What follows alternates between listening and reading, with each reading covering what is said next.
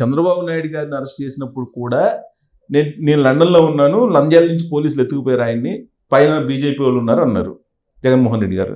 ఇప్పుడు లడ్డు విషయంలో బీజేపీ వాళ్ళు బోర్డు మెంబర్స్ ఉన్నారు, వాళ్ళ మంత్రులు సిఫారసు చేసిన వాళ్ళు నేను ఇచ్చాను, నాదే ఉంది అని చెప్పి అంటున్నారు. ఇప్పుడు కూడా మీరు రెస్పాండ్ ఎందుకు గారు? బీజేపీ సిఫార్సు ఎవరిచ్చారు ఏంటో నాకు తెలియదు, కానీ తిరుపతి లడ్డూలో మీరు ఏలెత్తి చూపగలిగితే తిరుపతిలో ఉన్నాళ్ళు ముగ్గురే, చైర్మన్, ఈవో, జేఈఓ, ఇద్దరు జేఈఓలు, ఈ నలుగురు తప్ప బోర్డు మెంబర్లు మేబీ అక్కడే ఉండి తిరుపతి టౌన్లో ఉండి పెద్ద అంటూ ఇన్వాల్వ్ అయ్యేవాళ్ళు కొందరు ఉన్నారు. వాళ్ళ పాత్ర ఏమన్నా ఉందేమో, కానీ దీన్ని బోర్డు మెంబర్లు అందరికీ ఏంటంటే బోర్డు మెంబరు అది లోకల్గా ఉన్న వాళ్ళకి ఏం జరుగుతుందో తెలుస్తుంది, బయట బోర్డు మెంబర్లకి ఆ మీటింగ్కి వెళ్తారు, ఆ మీటింగ్లో మాట్లాడతారు, వచ్చేస్తారు. వాళ్ళకి ఈ నెయ్యి క్వాలిటీ ఇవన్నీ ఉన్నాయి. ఒకటి క్లారిటీ అండి, మిగిలిన ఒకళ్ళు బంగారం తక్కువ కమ్ముతారంటే ఏంటి, ప్రాణావసరం ఉన్నారు, దొంగ అయినా అయి ఉండాలి, చిన్న క్వాంటిటీ కాబట్టి. ఈ నెయ్యి లేని రేటు తక్కువ అవుతుందంటే దొంగ నెయ్యి అయి ఉండాలి, అంత క్వాంటిటీ దొంగతనం దొరకదు. Adulteration simple. నువ్వు ప్రపంచంలో లేని ధరకు నువ్వు నెయ్యి తెచ్చిస్తావంటే అది నెయ్యి కాదు, ప్యూర్ నెయ్యి కాదు, సంథింగ్ ఎల్స్. ఆ సింపుల్ లాజిక్. కానీ అందుకని దీంట్లో డెఫినెట్గా ఈ కొన్ని రిలాక్సేషన్ ఎవరు అందులో బోర్డు మెంబర్లున్నా చేయాలి. రిలాక్సేషన్ని డెఫినెట్గా 3 ఏళ్ళ ఎక్స్పీరియన్స్, ఏడాది 4 లక్షల లీటర్లు అక్కర్లేదు రద్దు. అలాగే 250 కోట్లు టర్న్ ఓవర్ ఉండాలి, 150 తగ్గించేటు. ప్రతిదీ అంటే ఆ ఏఆర్ డైరీకి ఏ ఉన్నాయో ఆ స్పెసిఫికేషన్కి వీళ్ళు రిలాక్స్ చేశారు, అది తప్పు. సో వాళ్ళకి కావాల్సిన డైరీలకి రిలాక్సేషన్ ఇచ్చుకున్నారు, దానికి సంబంధించి తీర్మానం చేశారు. ఆ తీర్మానం మీద ఖచ్చితంగా బీజేపీకి సంబంధించినటువంటి బోర్డు మెంబర్స్ కూడా సంతకాలు పెట్టారు అనేది వాళ్ళు అనేది వైఎస్ఆర్ కాంగ్రెస్ పార్టీ వాళ్ళు. ఎవరున్నా ఆ తీర్మానాలు ప్రొసీజర్ ఏం జరిగిందో నాకు తెలియదు. ఈ తీర్మానాలు బోర్డులో పెట్టారా లేకపోతే వాళ్ళు డిస్కషన్ పిలిచి వాళ్ళు చేశారా నాకు తెలియదు. అవన్నీ I don't think they coming to board. ఈ రిలాక్సేషన్ ఇవన్నీ ఈవో అండ్ చైర్మన్ వాళ్ళ డిస్కషన్లో వాళ్ళు మాట్లాడుకుంది. బోర్డులో అవన్నీ కాదు. బోర్డులో మనం తిరుపతికి వచ్చే దాన్ని రకరకాల రంగంగా ఫండింగ్ వస్తుంది, ఆ ఫండింగ్ ఎలా చేద్దాం, ఎలా ధర్మ వ్యాప్తికి ఏం చేయాలి, దేవుడి దగ్గర ఎలా వ్యాప్తి, ఫస్ట్ దేవుడు జరుగుతున్న ఎక్కడైనా లోపాలు ఉంటే సరి చేయటం, భక్తులకి ఏమన్నా కష్టాలు వస్తూ ఉంటే కామన్ మ్యాన్కి అది చేయటం, అట్లాంటి డిస్కషన్స్ అవి ఉంటాయి. కానీ ఇవన్నీ ఓన్లీ ఈ నలుగురే, ఇంకెవరిని అంటాం లేదు. ఈ నలుగురు పయ్యాళ్ళ ఆశీస్సులు లేకుండా చేయరు. ఇట్లాంటి పయ్యాళ్ళు అంటే పయ్యాళ్ళు ముఖ్యమంత్రి గారు, గవర్నమెంట్ సపోర్ట్. లేకపోతే ఒక రూలు ధర్మారెడ్డి గారు నాకు తెలుసు వ్యక్తిగతంగా, నేను కామెంట్ చేయను, కానీ ఆ పదవి ఐఏఎస్ పదవి. నువ్వు ఎవరినో నానాయేసిని తీసుకుని జేఈఓగా ఉన్నాడిని ఇంకెవ్వరిని వేయకుండా ఆయన్నే ఈఓ చేసి చేస్తాం, డెఫినెట్గా తప్పు. 5 ఏళ్ళు డిప్యుటేషన్, 5 ఏళ్ళు డెప్యుటేషన్, అన్ని సర్వీస్ రూల్కి వ్యతిరేకంగా ఆయన ఎలిజిబుల్ కూడా కాదు ఈఓగా ఉండడానికి చేశారు. There itself your intentions are not good. Tirupati నాకు తెలిసి జగన్మోహన్ రెడ్డి గారికి ఒక దేవుణ్ణి ఒక లైజనింగ్కు వాడుకున్నారు. వాళ్ళ పనులు మనం చాలా చూసాం. వచ్చే పెద్దలకి ఏ రకంగా చేస్తున్నారు, వాళ్ళ పెళ్ళిళ్ళకి ఎలా పంపారు వేద పండితుని అని. That's not correct. తిరుపతి దేవుడు ఉన్నది, భక్తులు ఇలవేల్పు మన నమ్మకానికి ఉన్నారు, దాన్ని వాళ్ళు స్వార్థానికి వాడుకున్నారు. ధర్మారెడ్డి గారిని నేను వ్యక్తిగతంగా క్రిటిసైట్లేదు. ఆ ఈవో అన్నాయని ఎలిజిబుల్ కాకుండా నాన్ ఎలిజిబుల్ ఎక్కడ సర్వీస్ ఎప్పుడు ఐఏఎస్ వాళ్ళు ఉన్నారు. ఎప్పుడు ఈ స్థాయిలు మ్యాక్సిమం అయితే జేఈఓ ఎక్కువ, జేఈఓ కూడా ఐఏఎస్దే, జేఈఓ వస్తే ఎక్కువ. లాస్ట్ గవర్నమెంట్లో జేఈఓగానే ఉన్నాడు. ఈసారి ఆయన బాగా పెర్ఫామ్ చేశాడంటే, బాగా అంటే వాళ్ళకి కావాల్సిన విధంగా చేస్తున్నాడు కాబట్టి ఈవోగా 5 ఏళ్ళు ఉంచారు. ప్రపంచ ఆధ్యాత్మిక కేంద్రం తిరుమల వెంకటేశ్వర స్వామికి ఏదన్నా అన్యాయం జరిగితే ఏం జరిగింది అనేది అందరికీ తెలుసు అని చెప్పి చెప్తున్నారు, అందరూ ప్రచారం చేస్తున్నారు. మీరు ప్రతిపక్షంలో ఉన్న, అధికారంలో ఉన్న, ఇక్కడ జరుగుతున్నటువంటి దాష్టికాల్ని మీరు కేంద్ర ప్రభుత్వానికి చేరవేయలేదా? మనకి కామన్గా ఇదంతా మన నాలెడ్జ్లో లేదు. ఒకటి మాత్రం కామన్, నాకు కూడా తిరుపతి లడ్డు ఇలా ఉందేంటి అనే ఫీలింగ్ వచ్చింది. వాసన రాదు, రుచి తేడా. పూర్వం అసలు లడ్డు ఇవ్వకముందే వాసన వచ్చేది. అది ఎక్కడ పెడితే ఆ గది కొంచెం తీపి నెయ్యి వాసనతో మనకి కొంచెం అదిగా అనిపించేది. అందుకని మూతేసి పెట్టమనేవాళ్ళం. అలా క్వాలిటీ తగ్గింది. ఎందుకు తగ్గింది? They have to answer. కానీ ఇలా మనకి ఎవరు తెలుస్తుందండి, తక్కువ రేటుకి గీ కొన్నారు, అడల్ట్రేట్ చేశారు, క్వాలిటీ బాగోలేదు, అన్నిట్లో దిగజారినట్టే అందులోనే దిగజారింది అనుకున్నాం. సో ఇప్పుడు మీ దాంట్లో సీడ్ ఫ్యాట్ ఉందనుకుంటున్నారా, లేదంటే మీరు రిపోర్ట్ మీ దగ్గర కూడా వచ్చి ఉంటుంది కదా, నాకు రాలా, లేదా ఈ పంది కొవ్వు లేదంటే ఇతర జంతువులు? మనం నమ్మాల్సింది తిరుపతిలో ఏమేమి ఉన్నాయని అనలైజ్ చేసే ల్యాబ్ లేదు అనేది జగన్మోహన్ రెడ్డి గారు ఆ విషయంలో అబద్ధం చెప్పారు. బేసిక్ నాలెడ్జ్, బేసిక్గా దానికి ఎంత ఉంది పాలల్లో కానీ దీంట్లో కానీ ఆ మీటర్ ఉంటుంది, దాని ఎంత స్ట్రెంగ్త్ ఫ్యాట్ ఉందని, అలాంటి ఏవో బేసిక్ నాలెడ్జ్ ఉన్నాయి కానీ దీనికి చేయాలంటే ల్యాబులు, వీళ్ళు పంపిన lab NDDB, national dairy development board అని, అసలు భారతదేశంలో ఈ పాల ఉత్పత్తిలో మొదలు అమూల్ పెట్టి అదే వాళ్ళది నేషనల్ డైరీ డెవలప్మెంట్, వాళ్ళు పంపిన రిపోర్ట్లో ఇవన్నీ ఉన్నాయి. అడల్టరేటెడ్ ఇవన్నీ ఈ అడల్టరేషన్స్ ఉన్నాయని చెప్పారు. ఏమీ లేవని చెప్పి మీ ప్రధానమంత్రి గారికి లెటర్ రాశారు కదా, ఆయన సుప్రీంకోర్టు చీజేకి రాశారు కదా, ఆయన అనుమానం ఉందని వ్యక్తం చేశారు కదా, ఏమీ లేదు, ఏమీ లేకుండానే కొవ్వు ఉందని చెప్పి ప్రచారం చేస్తున్నారని. జగన్మోహన్ రెడ్డి గారు చెప్పేదాన్ని ఎంతవరకు నమ్మగలదు మనం, ఎంతవరకు నమ్మాలి? ఆయన తప్పు చేశానని, నేను తప్పు చేశాను ఎప్పుడన్నా ఒప్పుకున్నాడా? మీరు ఆయన చేసిన తప్పుల్లో కూడా నాది ఇది తప్పు, మా వాళ్ళు అట్లీస్ట్ తను తప్పు చేయకపోయినా తన తప్పు తను అడ్డు రావచ్చు, మా వాళ్ళు ఈ తప్పు చేస్తున్నారు, ఇది కరెక్ట్ కాదు అని ఎవరినైనా ఖండించారా? శవాన్ని చంపేసి డ్రైవర్ని డోర్ డెలివరీ చేసిన అని కూడా పక్కన కూర్చోబెట్టుకుంటారు. లేకపోతే చంద్రబాబు నాయుడు గారు ఒక వార్త రాగానే అది నిజమా కాదా కనుక్కుని కొందరు ఎమ్మెల్యేల మీద వస్తే ఆయన పిలిచి మందలించారు. ఒక ఎమ్మెల్యే మీద నెప్ప వస్తే పార్టీని సస్పెండ్ చేశారు. జగన్మోహన్ రెడ్డి ఆయన చరిత్రలో ఒక్కరి మీద యాక్షన్ తీసుకున్నారు. నా పార్టీ వాళ్ళు, నేను, అందరూ దేవుళ్ళు, పుణ్యాత్ములు, ఎదురాళ్ళు అందరూ చెడ్డాళ్ళు. అది తప్పు. అన్ని పార్టీల్లో మంచాళ్ళు చెడ్డాళ్ళు ఉంటారు. ఆయన మాత్రం ఆ నమ్మకంతో అందరినీ ప్రొటెక్ట్ చేశాడు. ఆయన చెప్పే నిజాలు, ఆయన ఏది చెప్తే అది జనం నమ్ముతారు అనుకున్నారు. ఒకప్పుడు నమ్మారు, ఇవాళ నమ్మట్లా. ఆయన అసలు ఒక ధర్మాన్ని గౌరవించాలి. చర్చికి వెళ్తే ఏం చెప్తే అది చేస్తాను నేను. చెప్పులు వేసుకుని చర్చిలోకి వెళ్ళను. అక్కడ ఏం చెప్తే అక్కడ మౌనంగా పాటిస్తాం. మసీదుకి వెళ్తే అంతే, వాళ్ళు టోపీ పెడతారు, పెట్టి వాళ్ళ దాంట్లో కూర్చొని చేస్తాం. అందరినీ మనం ఎవరో హగ్ చేసుకోం, అందరూ హగ్ చేసుకుంటారు. వాళ్ళ పద్ధతులు పాడు. ఈయన అసలు బేసిక్గా సోనియా గాంధీ గారు, అబ్దుల్ కలాం గారు వచ్చి సంతకం పెడితే నేను సంతకం పెట్టను అనే మాట, డిక్లరేషన్ సంతకం పెట్టనది ఎంత అహం అండి.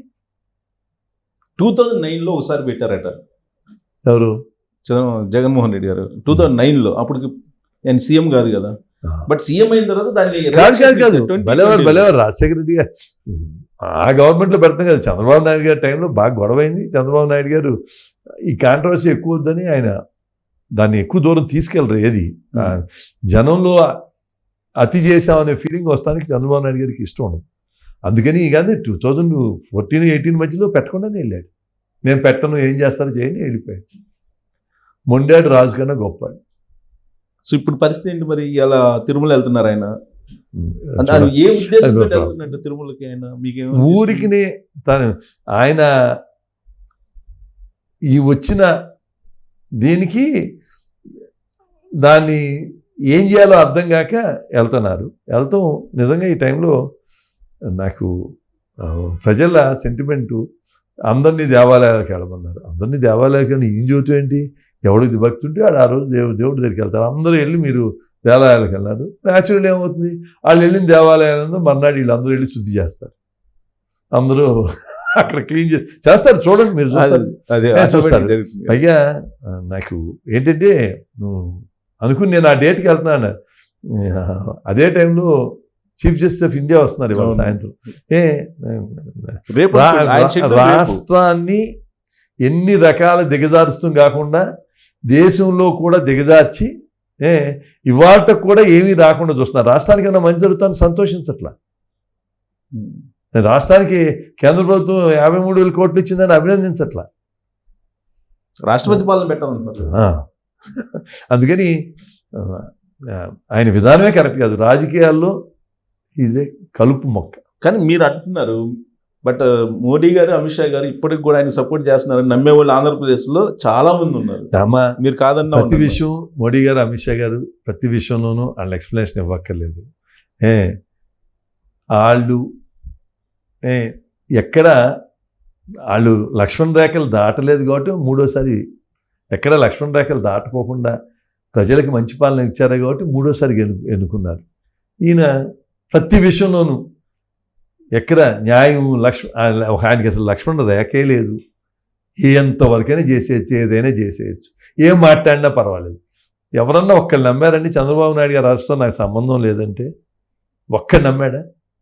నమ్మకపోవచ్చు, కానీ బీజేపీ వాళ్ళు మీరు చెప్తున్నాడు కదా. బీజేపీ వాళ్ళు కాదు, బీజేపీ వాళ్ళు ఏమనుకున్నారు నాకు తెలిసి highest source of information Modi గారు చాలా అప్సెట్ అయ్యారు ఆ టైంలో చంద్రబాబు నాయుడు. ఎందుకంటే సరిగ్గా ఆయన ప్రిస్టేజియస్గా చేసుకుని మన G20 దేశాల సమావేశం ఢిల్లీలో జరుగుతుంది. టోటల్ మీడియా అంతా వాట్ ఈస్ దిస్ అని ఎవరికైనా అనిపిస్తుంది ఈ టైంలో అవసరం అని.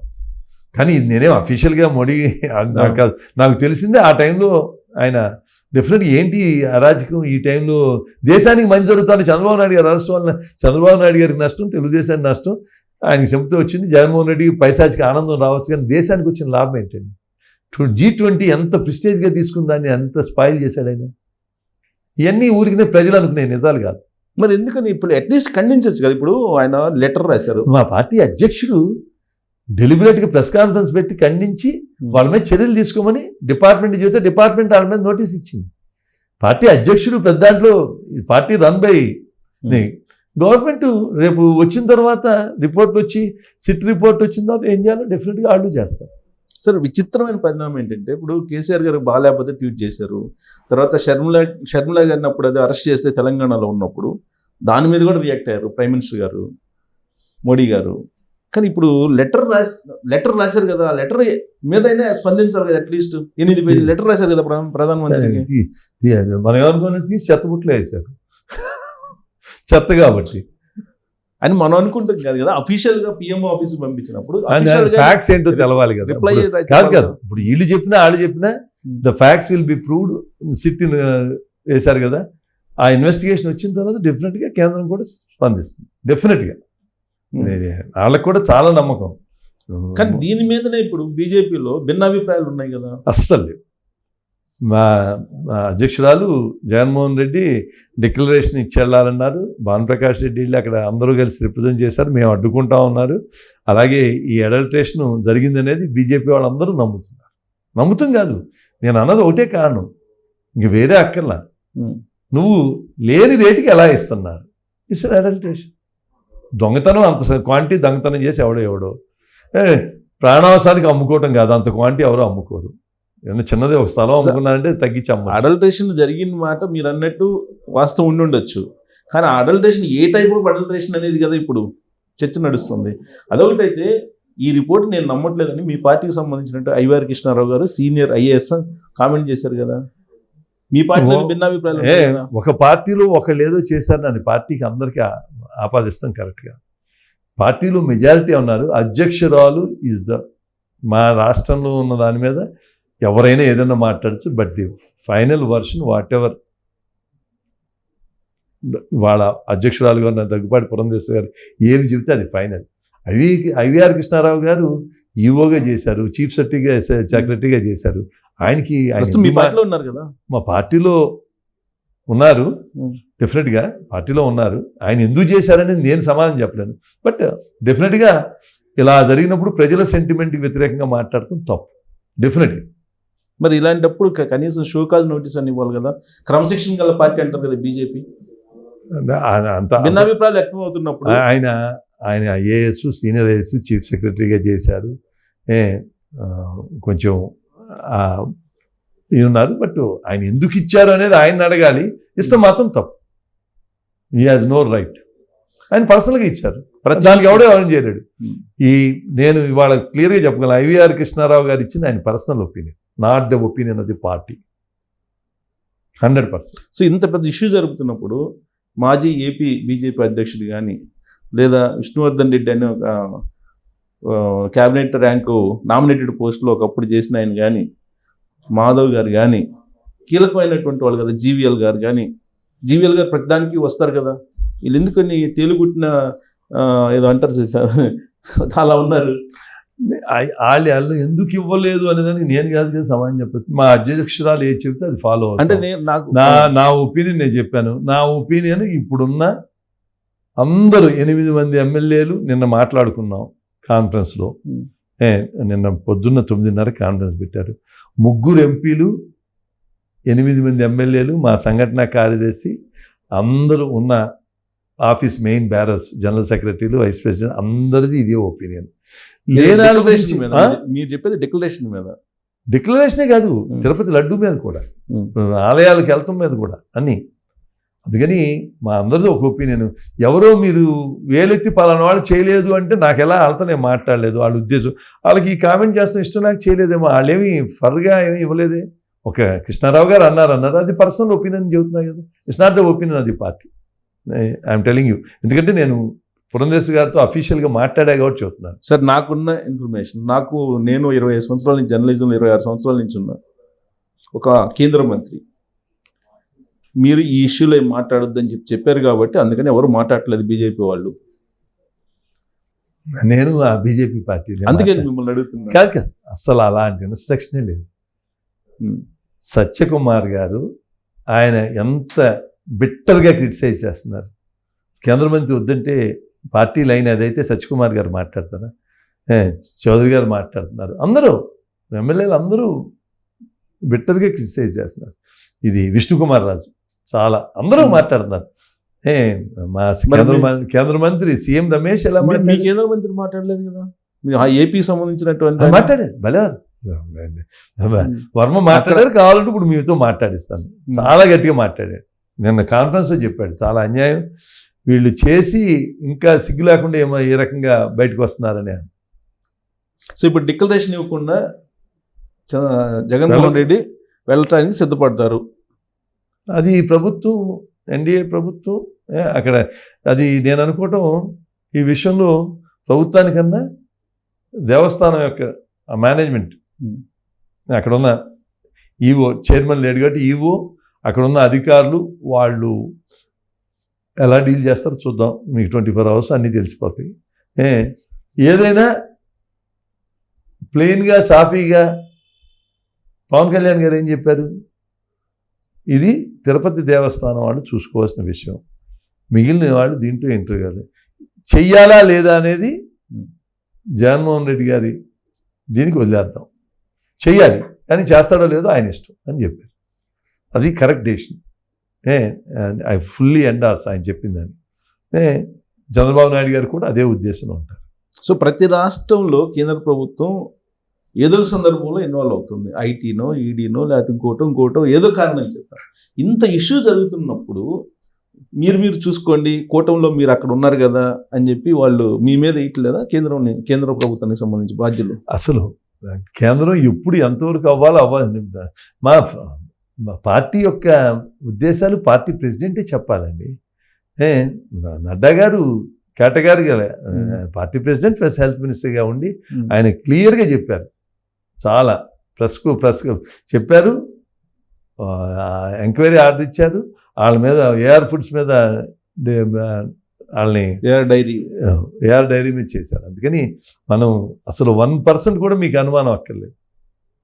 సార్ మీరు ఏదైనా ముక్కుసూటిగా మాడతారో దాచుకోరు అనుకుంటున్నాం. దాదాపు కూటమిలో ఏమి విభేదాలు లేవా, అభిప్రాయ భేదాలు లేవా? పోనీ ఎవ్వరు చిన్నవి కొన్ని కాన్స్టిట్యున్సీల్లో ఎక్కడైనా ఉండొచ్చు, ఉంటాయి కూడా, కానీ పెద్ద నాయకుల్లో ఎవరిలోనూ కూటమి అంటే presidents of the parties, next legislatures of the parties, ministers, వీళ్ళల్లో ఎక్కడ నాకు తెలిసి మనం చెప్పుకోదగ్గంత లేవు.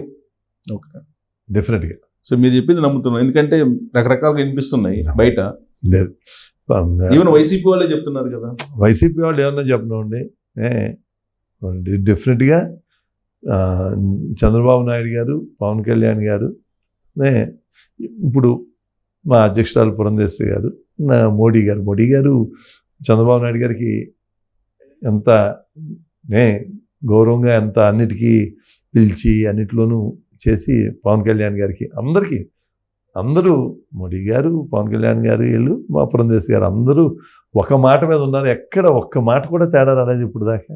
వాళ్ళు ఒకటి అంటాం, మేము అంటాం, ఇప్పుడు దాకా జరగదు. ఒక మాట మీద మీరేమో ప్రాయశ్చిత్త దీక్షలు చేస్తున్నారు కూటమి తరపు నుంచి. తప్పు చేశారు కాబట్టి వాళ్ళు ప్రాయశ్చిత్తానికి వెళ్ళారని చెప్పి అంటున్నారు వైసీపీ వాళ్ళు. మీరు లేని దాన్ని ఉన్నట్టు క్రియేట్ చేసి మత రాజకీయాలు నడుపుతున్నారు అనేది వాళ్ళ అభిప్రాయం. మత రాజకీయాలు పాత ప్రభుత్వంలో వాళ్ళు చేసిన దేవుడు, గుళ్ళు, రథాలు ఏం చేసి అదే ఆ విజయనగరం వాళ్ళు రాముడి తల నరికేసి ఇచ్చేస్తే, చేయి నరికేస్తే అశోక్ గజపతిరాజు వాళ్ళ పూర్వీకులు కట్టించిన గుడి అది. నేను ఆ రాముడి విగ్రహం ఇస్తాను అంటే అని తీసుకోవాలి. చూడు ఎంత ఇదో, వాళ్ళ గుడి వాళ్ళు ఇచ్చింది, వీళ్ళు తీసుకోకుండా ఎంత. ఈ రాష్ట్రంలో ఎవరైనా దేశంలో కూడా వాళ్ళు ఇచ్చినంత దానం నాకు తెలిసి ఎవరెవరు నాకు తెలిసి. ఇవాళ Mansas trust next Tirupati and మన పుట్టపర్తి తర్వాత రిచెస్ట్ ట్రస్ట్. రిచెస్ట్ అంటే డబ్బులుగా కదా, అంత ల్యాండ్ వాల్యూస్ ఉన్నాయి. వాళ్ళని ఎంత హైరాన్ పెట్టారు. అది తీసేసి అది అశోక్ గజపతిరాజు లాంటి వ్యక్తికి జరగవలసిన న్యాయమేనా? అందరూ చీకొట్టిన వాళ్ళకి అర్థం కాదు. తీసుకొచ్చి ఎక్కడో ఢిల్లీలో ఉన్నాళ్ళని తీసుకొచ్చి వాళ్ళ వంశపారంకులు కాదంటే వాళ్ళని తీసుకొచ్చి, వాళ్ళకి ఇక్కడ ఎవరు తెలియదు, వాళ్ళని తీసుకొచ్చి ఇక్కడ మాన్సాస్ స్టేట్మెంట్ చేసి అంతా. వీళ్ళు రాజకీయాల్లో అనైతికత అంటే ఏమన్నా ఉందంటే ఇలా చెయ్యొచ్చు అని ఎవరికి తెలవదు, అంత చండాలంగా చేశారు. నేను నిర్మోహన చెప్తాను, నేను ఈ భాష మాడతాం నాకు ఇష్టం ఉండదు, కానీ అనైతికత అనేది ఒక ప్రభుత్వంలో చూపించారు. కానీ సేమ్ పదాన్ని జగన్మోహన్ రెడ్డి గారు కూడా అనేక సందర్భాల్లో ఇటువైపు రివర్స్గా మాట్లాడారు కదా. జగన్మోహన్ రెడ్డి గారు అబద్ధాన్ని కూడా ఆయన ఫేస్లో ఒక రకమైన జాలీగా పెట్టి చాలా ఏమండి ఒక్కదానికి సమాధానం చెప్పమనండి. లిక్కరు బ్యాన్ చేయకుండా ఓటు అడగను అన్నాడు. ఆ క్లిప్పింగ్ చూపిస్తా. 20 ఏళ్ళకి లిక్కర్ మీద వచ్చే ఆదాయాన్ని తాకట్టు పెట్టాడు. దానికి ఒకదానికి సమాధానం చెప్పండి. వైసీపీలో పట్టాదారు పాస్బుక్లు రాళ్ల మీద నీ పేరు వేసుకోవడం కరెక్ట్ అని ఒక్కరిని చెప్పమని నా నాయకులు వచ్చి, ఆ నాయకులు ఆయన అక్కర్లా, ఆ బాగా దగ్గర ఉన్నాడు పర్సనల్గా అడగండి, తప్పు అంటారు. ఎవరి మాట ఎండు ఆయన. కానీ ఇప్పుడు ఈ లడ్డు విషయంలో నెయ్యిలో కొవ్వు కలిసింది, జంతువుల కొవ్వు, పంది కొవ్వు అనేది అబద్ధం అని అంటాడు ఆయన. నైతికత కొన్ని రాజకీయాలు చేయట్లేదు, వాళ్ళు కావాలని మత రాజకీయాలు రెచ్చగొడుతున్నారు అని అంటాడు. అది సిట్ వేశారు. రిపోర్ట్ NDDB రిపోర్ట్లో ఉంది యానిమల్ ఫ్యాట్ అని. Let it come. అందరికీ మీ రిపోర్ట్లు జగన్మోహన్ రెడ్డి గారు ఇక్కడ సొంత పేపర్లో పెట్టుకుని ఏదైనా చెప్పొచ్చు, కానీ అక్కడికి వెళ్ళి రిపోర్ట్ని తారుమారు చేయలేడు కదా. సిట్ వేశారు. Sit will prove with evidence. Sit ప్రభుత్వంలో ఉంది కాబట్టి ప్రభుత్వం తరఫున చెప్తున్నది కదా, విత్ ఎవిడెన్స్ వస్తుంది. ప్రతిదీ ఏదైనా మనకు అధికారం ఉందని అధికారం ఉన్నట్టు చేయకూడదండి. ప్రజలు మెచ్చుకునే విధంగా విత్ ఆల్ ఎవిడెన్స్ నిజంగా తప్పు అయితేనే శిక్షించాలి. అదే చేస్తున్నారు. సో ఇన్ని అరాచకాలకి కారణం జగన్మోహన్ రెడ్డి గారని మీరు చెప్తున్నారు. ఆయన వెనక పెద్ద శక్తులు ఉన్నాయి ఢిల్లీలో, బీజేపీ శక్తులు, అవే చేపిస్తున్నారు. మీరు ఆ మాట అన్నిసార్లు ఇది ఒకప్పుడు కావాలని ఢిల్లీలో ఉన్న వైసీపీ నాయకులు ఆ రకంగా ప్రమోట్ చేశారు. మా వాళ్ళు ఎక్కడ there is no one incident. ప్రభుత్వానికి సంబంధాలు ఉంటాయి. అప్పుడు జగన్మోహన్ రెడ్డి ముఖ్యమంత్రిగా ఉన్నప్పుడు సంబంధాలు ఉంటాయి. ఏ ప్రభుత్వమైనా ఎవరైనా మమతా బెనర్జీ గారు వస్తే మోడీ గారిని కలుస్తారు. అంతేగాని ఇది కూడా వాళ్ళు వైసీపీ చేసిన ప్రాపగండ. విజయసాయిరెడ్డి గారు వైసీపీ వాళ్ళు చేసిన ప్రాపగండ వాళ్ళే చెప్పారు కదా. విజయసాయిరెడ్డి గారు చెప్పారు, కూడా తెలియకుండా విజయసాయిరెడ్డి గారు రాజకీయాల్లో ఆయన గురించి అంత తక్కువ మాట్లాడతారు. ఎందుకంటే ఈజ్ నాట్ ఏ పొలిటీషియన్. ఎవరికి సర్వీస్ చేస్తారా? ఆడిటర్గా ఆయన చేసిన ఆ లెక్కలో అడ్జస్ట్ చేసి జగన్మోహన్ గారి దగ్గర రెండో ముద్దాయి కింద ఉండి వచ్చి ఇప్పుడు రాజకీయాలకు వచ్చారు. ఆయన వైజాగ్లో చేసిన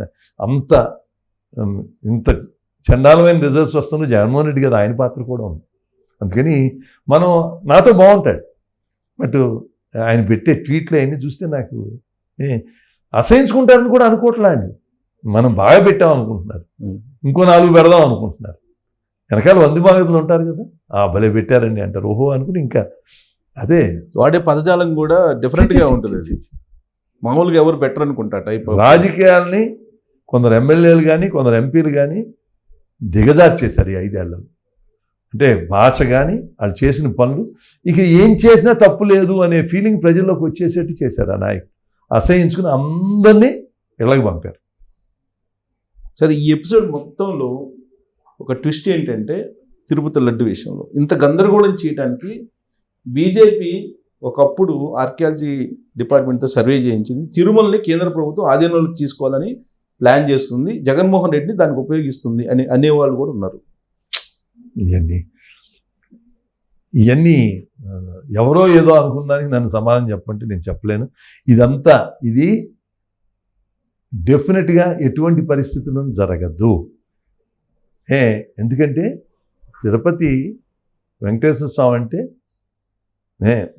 బాలాజీ అని తమిళియన్స్ చాలా ఎక్కువగా ప్రేమిస్తారు, కన్నడిగాస్ ప్రేమిస్తారు, అందరూ ప్రేమిస్తారు. బట్ తెలుగు వాళ్ళకి ఇలవేలు ఇంత సెంటిమెంట్తో దాని జోలికి ఎవ్వరు ధైర్యం కూడా చేయరు. ఒకప్పుడు పురాతన దేవాలయాలు దాని మీద ఆర్కియాలజీ డిపార్ట్మెంట్ మీద తోటి సర్వే చేయించారు, మీకు గుర్తుండే ఉంటుంది. అప్పుడు మీరు గవర్నమెంట్లో ఉన్నారనుకుంటా. దానికి సంబంధించిన ఫైల్ కూడా కేంద్ర ప్రభుత్వం దగ్గర ఉంది. ఉండొచ్చు. ఆర్కియాలజీ ప్రకారం అది ఎప్పుడో కృష్ణదేవరాయల టైంలో వెళ్ళి చేశారు, ఇవన్నీ ఉండొచ్చు. ఇంకా ఆర్కియాలజీ నేను అది లేదంటల్లా. ఏదున్నా దానికన్నా సెంటిమెంట్ ఈజ్ మోర్ ఇంపార్టెంట్, పైగా దేవుడి విషయం. అందుకని ఇవన్నీ అభూత కల్పనలు ఏమి జరగవు, నేను మాటిస్తున్నాను. సో ఇదే హామీని విశాఖ స్టీల్ విషయంలో కూడా ఇస్తారా? ప్రైవేట్ డెఫినెట్గా చేయమని చేస్తారు. దాన్ని రెనోవేట్ చేస్తున్నారు. వైసీపీలాగా డ్యూయల్ రోల్ ప్లే చేయలే. వాళ్ళు ఎక్కడే పార్లమెంట్లో వెళ్ళి గట్టిగా ఎక్కడ పోరాడారు, ఎక్కడ చేశారు? ఇప్పుడు అందరూ మా వాళ్ళు చేశారు. Central minister, state minister, Srinivas Varma steel minister. డెఫినెట్గా జరగదు, మీకు చెబుతున్నా. అయిపోయింది ఆ ప్రాసెస్. సో అది జనరల్ పాలసీ అదే. అది అన్ని పబ్లిక్ సెక్టర్ అండర్టేకింగ్స్ ప్రభుత్వం నడపాలి, కానీ విమానాలు నడుపుతూ హోటళ్ళు పెడతాం ఈ కాదు ప్రభుత్వం చేస్తుంది. అవి ప్రోత్సహించాలి, ఇండస్ట్రీస్ పెడతాం. అది పూర్వం ప్రభుత్వాలు జనం దగ్గర కెపాసిటీ లేదు కాబట్టి పబ్లిక్ సెక్టర్ అండర్టేకింగ్, ఇప్పుడు ఐడిబి పెట్టారు, అలా ఐడిపిఎల్ పెట్టారు. దానివల్ల ఎన్ని వందల మంది ఇక్కడ పారిశ్రామికవేత్తలు తయారయ్యారు. ఇప్పుడు ఎవరు ఐడిపిఎల్ అంత అవసరం లేదు, అందరూ పెట్టేసుకుంటారు. అలా పూర్వం లేనప్పుడు ఆ ప్రభుత్వంలో 40-50 ఏళ్ల క్రితం సొంతంగా ఎవరూ పెట్టలేరు కాబట్టి పబ్లిక్ సెక్టర్ అండర్టేకింగ్స్ అని వచ్చినాయి. అవన్నీ డీఇన్వెస్ట్ చేద్దాం, రాష్ట్రానికి అనవసరం, ప్రభుత్వం మంచి పాలన ఇవ్వాలి ఎందుకని. కానీ విశాఖ స్టీల్ ప్లాంట్ ఒక సెంటిమెంట్ ఉంది, కష్టపడి సాధించుకుని విలువలు చాలా నష్టపోయి చనిపోయి జనం పెద్ద ఉధృతంగా జరిగింది. మా చిన్నప్పుడు మేము మెడికల్ కాలేజ్ చదువుతున్నప్పుడు చేసి దాన్ని సాధించుకున్నారు. అందుకని సెంటిమెంట్ ఎగ్జామ్షన్ ఉందంటారు. జనరల్ పాలసీకి ఎగ్జామ్షన్ ఇవ్వాలి, సేఫ్, అదేమి టచ్ చేయరు అంటారు. సో ఓవరాల్గా ఎన్ని అంశాలు కూటమికి చుట్టడం అంటే ఈ కూటమిని విచ్ఛిన్నం చేయాలని ప్రయత్నం ఎవరికి జగన్మోహన్ రెడ్డి గారు ఎలక్షన్ల ముందు కూడా ఈ కూటమి ఏర్పడకూడదు అని విశ్వ ప్రయత్నాలు చేశారు. ఏది సాధ్యం కాల. కూటమి ఏర్పడింది. ఇప్పుడు ఆయన విడగొట్టాలని విడలేరు. వీళ్ళు ఈ కూటమి అనేది శాశ్వతం మన చంద్రబాబు నాయుడు గారు 100 days దాంట్లో ప్రకటించారు. సో తిరుమల తిరుపతి దేవస్థానానికి సంబంధించి చైర్మన్కి వచ్చేటప్పటికి ఇంత లాంగ్ టైం తీసుకోవడానికి కారణం బీజేపీ వాళ్ళు ఆ పదవేదో ఆశిస్తున్నారు. దానికి దయచేసి అసలు బీజేపీ ఎక్కడ ఇన్వాల్వ్ అవ్వదు. ఆయన చెప్తే చంద్రబాబు నాయుడు గారు వీలుంటే చేస్తారు. దాదాపు నాకు తెలిసి మేము అడుగుతున్నాం, 100 మంది అడుగుతున్నాం. అంతే చైర్మన్ కోసం 15-20 మంది ఎక్స్పెక్ట్ చేస్తారు. అందుకని అది కష్టమైందే కానీ బీజేపీ రూల్ ఏమీ లేదు దీంట్లో. మీకు తెలిసినంత వరకు నామినేటెడ్ పోస్టులు లేట్ కావడానికి కారణం ఏంటి? డెఫినెట్గా ఆశించే వాళ్ళు ఎక్కువ ఉన్నారు. అందరినీ అన్ని సమతుల్యం చేసి అన్ని కులాలు ప్రాంతాలు పార్టీలను సమతుల్యం చేసి చక్కగా మొన్న ఇచ్చినప్పుడు చేశారు. ఒక లిస్ట్ ఇచ్చారు, ఇంకా ఇస్తారు, అంతే తప్ప దేర్ ఇస్ నో. సో ఫైనల్గా సార్, చాలామంది ఎదురు చూస్తుంది. మళ్ళీ మీరు ఒకవేళ మీరు ఇసుక్కున్నా కానీ అడిగే క్వశ్చన్ ఏంటంటే జగన్మోహన్ రెడ్డి గారిని ఎప్పుడు అరెస్ట్ చేసే అవకాశం ఉంది? డెఫినెట్గా పాత కేసులు ఉన్నాయి, ఉమ్, లీగల్ ఉన్న లూప్ హోల్స్ అది జరగకోకుండా అట్లా డిశ్చార్జ్ పిటిషన్ అనేసి వాళ్ళతో ఎంచి ఆయనకున్న ఆర్థిక బలం ఆ బలాలతో ఆయన అడ్డుకుంటున్నాడు. కానీ ఇంకెప్పుడు జరుగుతున్నాయి, ఎన్ని బయటకు వస్తే తెలియదు, లిక్కర్లో ఏమొస్తుందో తెలియదు, శాండ్లో ఏమొస్తుందో తెలియదు, ఉమ్. మైన్స్లో ఏమొస్తుందో తెలియదు, పోర్టుల్లో ఏమొస్తుందో తెలియదు. ఇవన్నిట్లోనూ ఆ చేసిన వాళ్ళు అందరూ అప్రూవర్గా మాట్లాడి చెప్తే డెఫినెట్గా ఆయనకి ఈ కేసుల్లోనే పడచ్చు. ఉమ్. సో మీ పరమే జీరో 100% తప్పు జరిగింది, లిక్కర్లో 100% తప్పు జరిగింది. ఉమ్, సొంత బ్రాండ్లు, దేశంలో పాపులర్ బ్రాండ్లన్నీ ఆపేసి సొంత బ్రాండ్లు చండాలమైంది, ఒక్కరోజు మెచ్యూర్ అవ్వకోకుండా ఎక్కడా లేని రేటు క్యాష్కి అమ్మారు. ఏంటి ఇంతకన్నా ఏం కాదు, ఇంతకన్నా అనైతికం ఎక్కడుంది? సో అరెస్ట్ కావటం ఖాయం.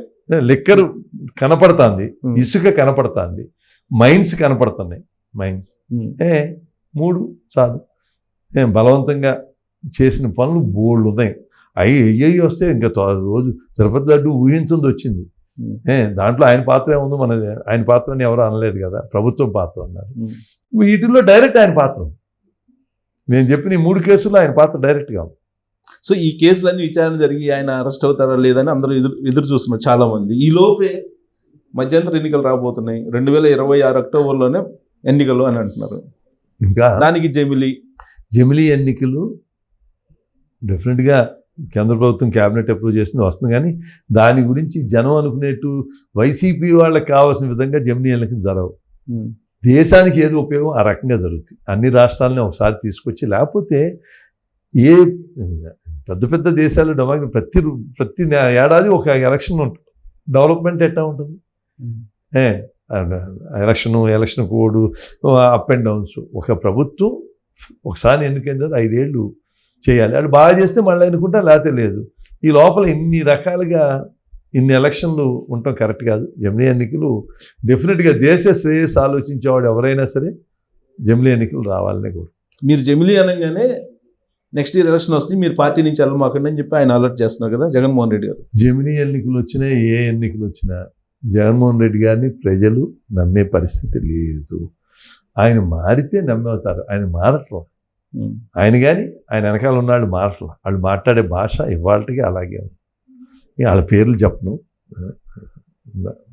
కానీ అందరూ అదే రకంగా మాట్లాడుతున్నారు. ప్రజల్లో ఇంకా ఒక మనం శాశ్వతంగా హాయిగా గాలి పీల్చుకుంటాం, ఫ్రీగా ఉన్నాం, స్వాతంత్రం వచ్చింది. ఈ దేశానికి పెద్దాళ్ళకి తప్ప చిన్నాళ్ళు ఎవరికి స్వాతంత్రం వచ్చిందా అంటే ఎట్లాంటి ఫీలింగ్ ఉంది. ఈసారి చూపించారు జగన్మోహన్ రెడ్డి గారు స్వాతంత్రం అంటే ఇది ఇలా ఉంటుంది. అప్పుడు అంతకుముందు అలా ఉండేది కావాలని, స్వాతంత్రం అంటే ఇంత ఆనందం ఉంటుందా అని ఇప్పుడు మన ఎలక్షన్లో ప్రజలకు చూపించారు. సో వైఎస్ఆర్ కాంగ్రెస్ పార్టీ నుంచి వస్తే గనక లీడర్స్ చాలా మంది వస్తున్నారు కదా, మీరు తీసుకుంటారా బీజేపీ వాళ్ళు? ఆలోచించి వైఎస్ఆర్సీపీలో ఉన్న వాళ్ళందరూ చెడ్డాళ్ళని నేను అంటలా, మంచాళ్ళు. స్థానిక పరిస్థితులు బట్టి అందరితో మాట్లాడుకుని వేరే పార్టీలతో కూడా మాట్లాడాలి.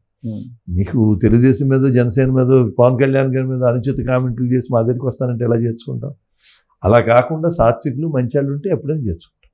సో బీజేపీ అనేది కొంచెం కరప్షన్ పీపుల్ అందరూ వస్తే చేర్చుకొని వాళ్ళ క్లీన్ చిట్ చేస్తుంది అనేటువంటి ఒక అభిప్రాయం కూడా ఉంది కదా. ఏమండి, దేశంలో ఇవాళ దాకా